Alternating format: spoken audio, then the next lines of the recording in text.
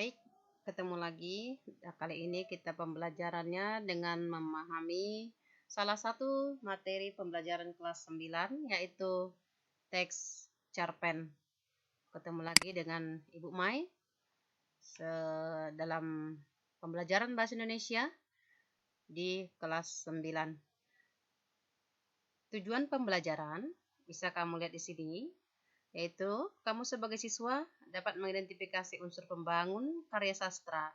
Dalam hal ini, cerpen. Kemudian, setelah unsur pembangun, kamu bisa diharapkan juga dapat menyimpulkan unsur-unsur pembangun karya sastra itu. Ya baik yang tertulis maupun yang didengar. Selanjutnya, kita sampai pada tahapan kegiatan pembelajaran. Nah, sesuai dengan materi tadi, tujuan pembelajaran, maka kamu diharapkan dalam kegiatan ini bisa mengidentifikasi unsur pembangun karya sastra, kemudian menjelaskan struktur dalam cerpen tersebut, kemudian unsur-unsur pembangun nanti yang akan dibagi menjadi dua, yaitu unsur intrinsik dan unsur ekstrinsik. Nanti di akhir pembelajaran juga akan kita buatkan sejenis pembelajaran contoh dan refleksi dan asesmen berupa penilaian tentang pemahaman kamu tentang materi yang akan kita paparkan. Apakah cerpen itu? Nah, tentu kamu sudah terbiasa mendengarkan apa itu cerpen. Cerpen adalah sebuah karya sastra pendek, ya, namanya cerita pendek, jadi bagian dari karya sastra yang sifatnya fiktif. Sifatnya fiktif dan mengisahkan tentang suatu permasalahan yang dialami oleh tokoh. Kemudian, ceritanya itu bentuknya ringkas, mulai dari pengenalan sampai akhir dari permasalahan oleh tokoh tersebut. Kemudian kita bisa melihat apa saja yang menjadi ciri khas cerpen itu. Nah, ternyata cerpen mempunyai ciri khas yang membedakannya dengan karya sastra yang lain, seperti drama, puisi, kemudian ada novel. Nah, apa saja yang membedakannya? Yang pertama, bisa kita lihat bersifat fiktif atau karangan dari penulis. Kata fiktif bisa dikatakan imajinasi ya, artinya tidak nyata. Jadi berupa khayalan atau karangan oleh si penulis. Ciri yang kedua, tersusun tidak lebih dari 10.000 kata. Jadi kalau sudah lebih dari 10.000 kata, maka dia bukan cerpen lagi, namanya adalah novel. Baik, selanjutnya adalah dapat dibaca dengan sekali duduk. Nah, karena dikatakan pendek, maka ketika kita baca cerpen itu barangkali sambil menunggu di halte, sambil menunggu rekan, atau ketika dalam kegiatan literasi di sekolah, maka cerita pendek tersebut selesai kita baca. Dikatakan dapat dibaca dengan sekali duduk. Nah, ciri-ciri yang selanjutnya, diksi yang dipakai tidak rumit dan mudah dipahami. Diksi, kita paham ya, apakah itu diksi? Diksi artinya pilihan kata. Jadi, penulis menggunakan kata-kata yang biasa, semisal menggunakan percakapan sehari-hari, namun tetap dalam konteks yang baik dan benar. Baik, kita melangkah ke ciri yang kelima. Ciri yang kelima yaitu memiliki alur tunggal atau satu jalan cerita. Kamu tentu sudah paham apa yang dimaksud dengan alur ya. Alur itu jalan cerita. Jalan cerita ada yang maju, ada yang mundur, ada yang maju mundur. Nah, jadi di dalam cerpen itu alurnya tunggal atau hanya satu jalan ceritanya. Kalau dia maju berarti menceritakan dari awal sampai akhir.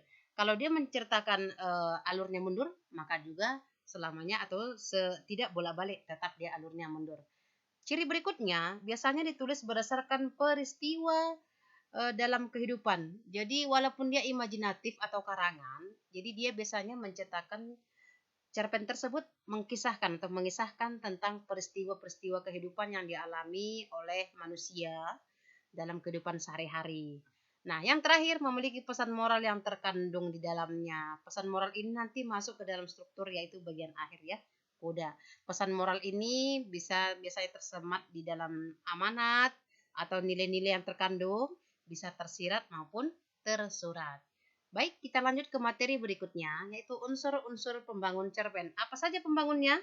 Nah, jadi unsur-unsur cerpen itu yang pertama ada unsur intrinsik dan ada unsur ekstrinsik. Apa itu intrinsik? Berarti unsur yang terdapat dari dalam karya sastra itu, dari cerita pendek itu. Yang pertama tema. Tema yaitu pokok pikiran yang mendasari jalannya cerita pendek. ya, apa pokok pikiran atau topik mengenai apa, tentang hal apa. Contoh, temanya adalah tentang kehidupan keluarga yang katakanlah eh, miskin tapi mempunyai semangat juang yang tinggi. Jadi bisa dikatakan temanya tentang kehidupan keluarga ataupun tentang ekonomi ya. Kemudian alur atau plot. Tadi sudah kita gambarkan sekilas mengenai alur, yaitu di bagian ini ya. Ciri yang ke 5, memiliki alur tunggal. Nah, jadi alurnya di sini, alur atau plot itu adalah urutan peristiwa di dalam sebuah cerpen. Ya, ada alurnya itu dapat berupa perkenalan, konflik, klimaks, dan penyelesaian. Biasanya kalau kita buat itu seperti dalam diagram dia bentuk menggunung ya. Jadi di awal dia perkenalan, mengarah ke atas pengenalan konflik, kemudian puncaknya adalah klimaks, dan lalu bagaimana penyelesaiannya itu biasanya ada di bagian akhir. Nah, setting bisa juga disebut dengan latar atau tempat, waktu, dan suasana. Nah, settingnya, contoh sebuah cerita tadi, kalau kita mengangkat tentang peristiwa sebuah keluarga, cerita tentang sebuah keluarga, berarti latar atau tempatnya di mana? Bisa saja di kampung, atau katakan di kota besar. Waktunya kapan? Cerita tersebut menceritakan si anak mungkin waktu malam hari dia bercerita. Suasananya bagaimana? Mungkin suasananya dalam keadaan hening, mencekam, ya, atau mungkin sedang terjadi keributan. Nah, di sini nanti digambarkan latar, tempat, dan suasana serta waktu cerpen tersebut berlangsung. Kemudian tokoh ini tidak kalah penting dalam pembangun sebuah cerpen karena mustahil ada sebuah cerita tanpa ada tokohnya. Tokoh itu adalah pemeran. Siapa yang menjadi tokoh utama, siapa yang menjadi tokoh pembantu, atau siapa yang menjadi tokoh yang baik atau kita sebut dengan istilah uh, protagonis, dan siapa ya tokoh yang jahat ya atau kita sebut dengan antagonis. Nah, tokohnya ini tadi, sifat-sifat si tokoh itu tercermin dari watak. Ya, apa itu watak? Atau sebelum kita sebut dengan penokohan ya, watak. Sifat dari pemeran yang di dalam cerpen. Nah, watak ini dibagi menjadi 3, yaitu ini dia tadi ada tokohnya protagonis ya, ini wataknya antagonis, dan ada yang netral. Nah, ya. Kemudian kita masuk pada unsur yang keenam, sudut pandang. Sudut pandang disebut juga dengan istilah point of view, yaitu cara pandang penulis menceritakan isi atau kejadian dalam sebuah cerpen yang dibagi menjadi beberapa, yaitu sudut pandang orang pertama ya, si pengarang sebagai orang pertama, si pencerita biasanya menggunakan tokoh kata aku ya, si pengarang sebagai pencerita, kemudian bisa juga sebagai sudut pandang orang ketiga ya, si pengarang serba tahu. Yang terakhir adalah amanat. Amanat atau pesan yaitu pelajaran yang terdapat di dalam cerpen. Ini berkaitan lagi tadi dengan ciri cerpen yang terakhir, yaitu memiliki pesan moral yang terkandung. Ini biasanya amanat dari unsur-unsur cerpen. Nah, kita lanjutkan ke unsur ekstrinsik.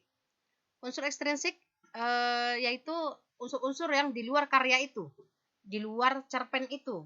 Jadi ekstrinsik ini biasanya berkaitan dengan latar belakang yang ada di dalam masyarakat. Contoh keadaan sosial budaya, politik, ideologi, dan ekonomi. Jadi ini tadi ekonomi masyarakatnya, sosial budayanya, katakanlah mungkin cerita itu terjadi dalam masa-masa pemilu atau pemilihan. Jadi dia ada unsur ekstrinsiknya berupa politik ya. Kemudian bisa jadi legenda atau yang dalamnya masyarakat itu. Contoh kita mengangkat cerpen tentang sebuah daerah di mana daerahnya ini berkaitan di katakanlah di Danau Toba. Nah, jadi kan berkaitan dengan budaya ataupun legenda ya. Kemudian unsur ekstrinsik lain bisa dikatakan latar belakang pengarang. Apa itu? Ya, contoh pengarang tersebut merupakan seorang anak jalanan. Nah, dia menceritakan kisahnya, bagaimana latar belakangnya sebelum dia sukses menjadi seorang penulis cerpenis. Maka bisa dikatakan riwayat hidupnya, pengalamannya, kemudian gaya penulisan yang digunakan oleh pengarang. Gaya penulisan ini termasuk karena setiap penulis memiliki gaya penulisan sendiri. Inilah yang termasuk ke dalam unsur ekstrinsik. Baik, kita setelah unsur ekstrinsik kita masuk pada struktur cerpen. Struktur artinya susunan, tahapan, hampir kita kaitkan juga dengan, bisa kita kaitkan dengan alur. Ya, alur. Jadi unsur struktur cerpen ada abstrak, orientasi, komplikasi, evaluasi, resolusi, dan koda. Abstrak itu pengenalan cerita. di awal. Biasanya ini ada di tahap-tahap awal atau paragraf 1 dan 2. Orientasi, latar. Nah, di sini tadi dikaitkan dengan unsur ya.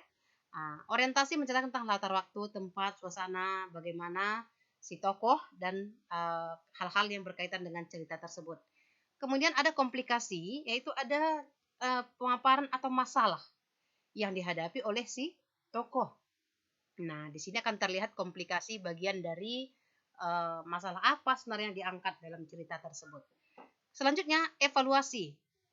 Evaluasi ini berupa pemaparan masalah yang semakin memuncak. Jadi bagaimana cara menyikapi masalah komplikasi tadi. Ya, puncaknya itu terdapat atau ditulis dalam bagian evaluasi. Resolusi. Solusi artinya bisa dikatakan permasalahan, penyelesaian permasalahan, solusi diambil dari komplikasi atau masalah yang dialami. Kemudian yang terakhir adalah koda, yaitu pesan moral yang ada dalam sebuah cerpen yang disampaikan oleh penulis kepada pembaca. Inilah dia, terdapat 6 struktur cerpen. Pastinya kamu harus pahami ya.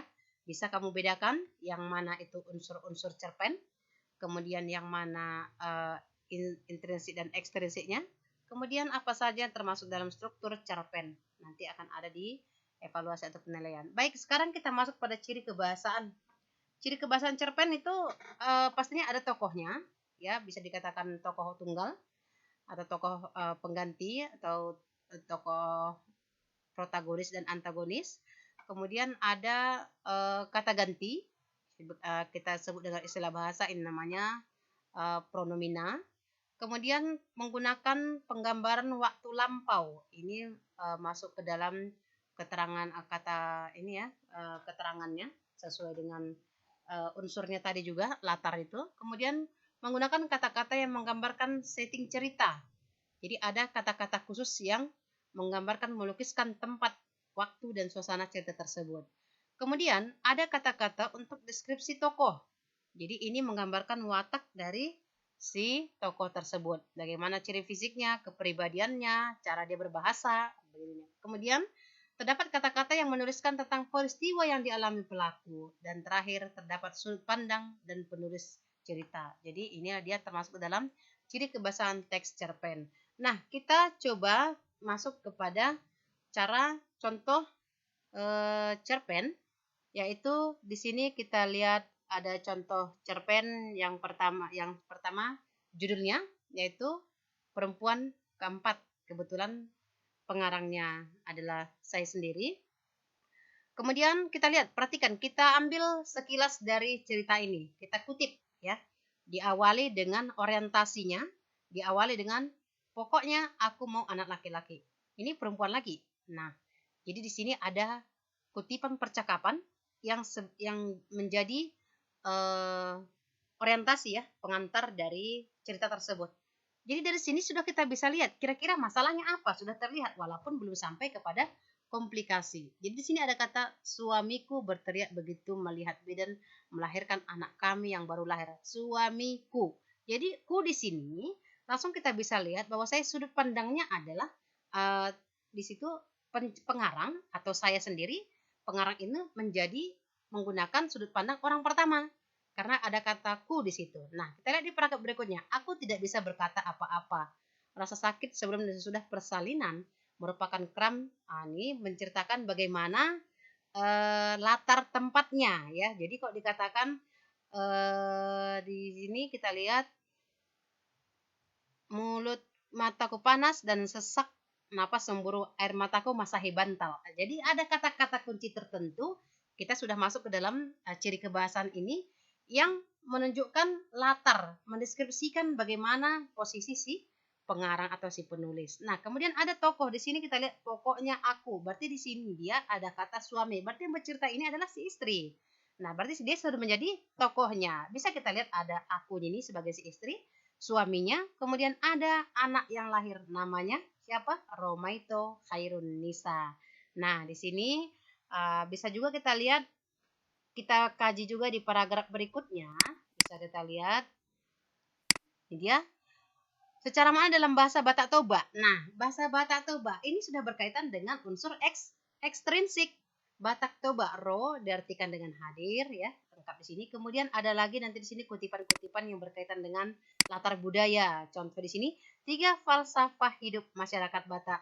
Hamoraon, Hagabeon, Hasangapon. Jadi di sini jelas terlihat ada nampak tertulis ya, tersurat unsur ekstrinsik dari cerita tersebut. Lalu kira-kira apa yang menjadi konflik dari masalah cerita pendek ini? Kita lihat di paragraf berikutnya. Nah, setelah anak itu dewasa, maka anak perempuan tidak, di sini ada kutipan percakapan. Anak perempuan tidak perlu sekolah tinggi-tinggi, protes ayahnya. Jadi inilah yang menjadi masalah utama. Bahwasanya tadi ketika masyarakat Batak Toba mengutamakan anak laki-laki dan ternyata lahir anak perempuan, dan si ayah beranggapan berprinsip bahwasanya anak perempuan tersebut tidak perlu sekolah tinggi-tinggi. Nah, sementara si anak ingin kuliah. Jadi disinilah dia terlihat konflik ataupun komplikasi dari masalah tersebut. Sampai pada akhir cerita nanti, di akhir kita lihat si ini kebetulan latar belakang penulis ya. Bagaimana terakhir si anak tersebut sudah selesai sukses menyelesaikan pendidikannya dan berhasil memberikan katakanlah capaian terbaik kepada orang tuanya. Untuk selanjutnya nanti akan dibahas mengenai cerita bagaimana kisah-kisah seorang pengarang ya. Perhatikan cerpen definisi ataupun materi berikut. Struktur cerpen, ini dia, seperti dari abstrak, orientasi, komplikasi, kemudian koda, unsur cerpen, intrinsik, kemudian ekstrinsik, dan ini adalah sebuah contoh cerpen ya. Ini contoh cerpen. Oke, untuk selanjutnya kita bahas di pertemuan berikutnya. Terima kasih. Sampai jumpa. Assalamualaikum warahmatullahi wabarakatuh.